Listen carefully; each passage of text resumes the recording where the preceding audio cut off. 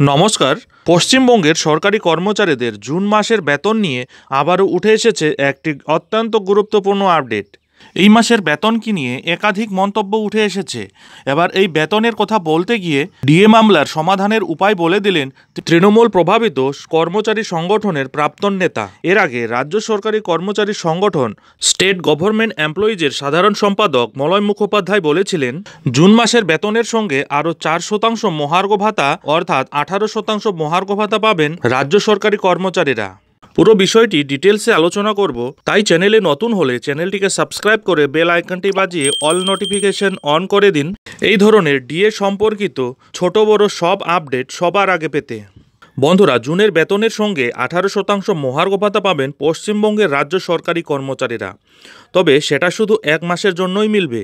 তারপর থেকে ষষ্ঠ বেতন কমিশনের আওতায় পশ্চিমবঙ্গের রাজ্য সরকারি কর্মচারীরা আবার 14% করেই ডিএ পাবেন। এমনই ব্যাখ্যা দিয়েছিলেন রাজ্য সরকারি কর্মচারীদের সংগঠন কনফেডারেশন অব স্টেট গভর্নমেন্ট এমপ্লয়িজের সাধারণ সম্পাদক মলয় মুখোপাধ্যায়। তবে রাজ্য সরকারি কর্মচারীদের সংগঠন কনফেডারেশন অব স্টেট গভর্নমেন্ট এমপ্লয়িজের ডিএ নিয়ে এহেন দাবিতে মন গলছে না সরকারি কর্মচারীদের। এই নিয়ে এবার বড় দাবি করলেন তৃণমূল প্রভাবিত কর্মচারী সংগঠনের প্রাক্তন নেতা তথা রাজ্য পেনশনার্স ওয়েলফেয়ার অ্যাসোসিয়েশনের সভাপতি মনোজ চক্রবর্তী। রাজ্য পেনশনার্স ওয়েলফেয়ার অ্যাসোসিয়েশনের সভাপতি মনোজ চক্রবর্তী এই ডিএ বৃদ্ধি নিয়ে সংবাদ মাধ্যমকে বলেন, এক মাসের কিস্তিতে অতিরিক্ত ডিএ নিয়ে কোনো লাভ নেই।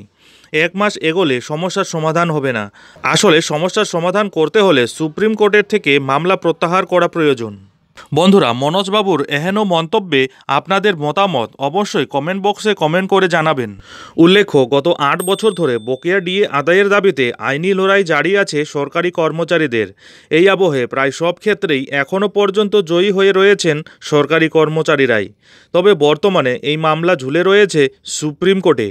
পরপর পিছিয়ে যাচ্ছে এই মামলা। এই আবহে হোলির আগে সরকারি কর্মচারীদের মুখে হাসি ফোটার সম্ভাবনা দেখা দিয়েছিল।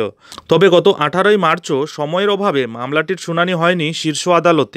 রিপোর্ট অনুযায়ী জুলাই মাসে ডিএ মামলা ফের উঠতে পারে সুপ্রিম কোর্টে। সুপ্রিম কোর্টের ওয়েবসাইটে ডিএ কেস স্ট্যাটাসে গিয়ে লিস্টিং ডেট সেকশনে দেখা যাচ্ছে মামলাটি 15 জুলাই তালিকাভুক্ত করার নির্দেশ দিয়েছেন বিচারপতি।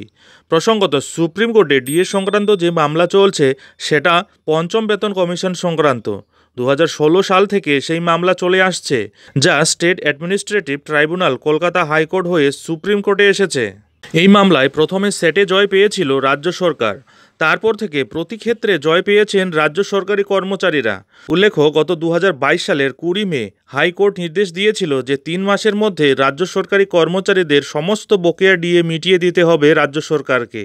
সেই রায়কে চ্যালেঞ্জ করে রিভিউ পিটিশন দাখিল করেছিল রাজ্য, যদিও তা খারিজ হয়ে গিয়েছিল।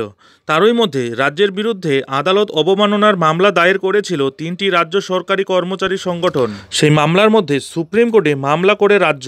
এরপর 2022 সালের 28শে নভেম্বর সুপ্রিম কোর্টে প্রথমবারের মতো ডিএ মামলাটি উঠেছিল।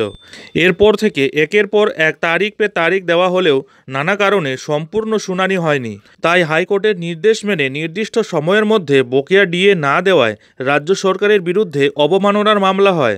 তবে আপাতত সুপ্রিম কোর্টের নির্দেশে সেই মামলার শুনানি স্থগিত রয়েছে কলকাতা হাইকোর্টে। যাই হোক বন্ধুরা, এখন এ পর্যন্তই।